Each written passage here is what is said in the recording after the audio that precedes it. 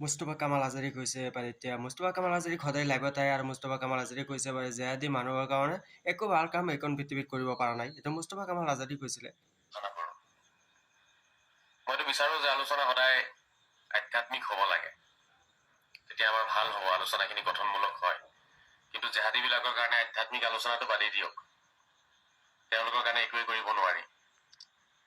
Mustafa Kamal Ajaraie মানে জেহাদী মানুহৰ কাৰণে একো কাম কৰিব নোৱাৰে মুস্তফা কামাল আজাৰী এক নম্বৰ জেহাদী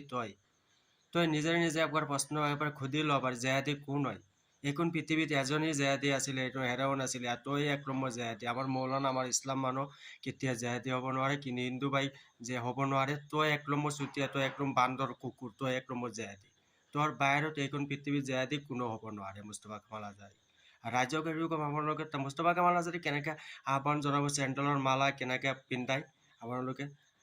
পিন্ধাব এইখন কুকুৰ জানোৱাৰ গৰু জানোৱাৰ হয় সেইখন মুস্তফা কামাল আজাৰী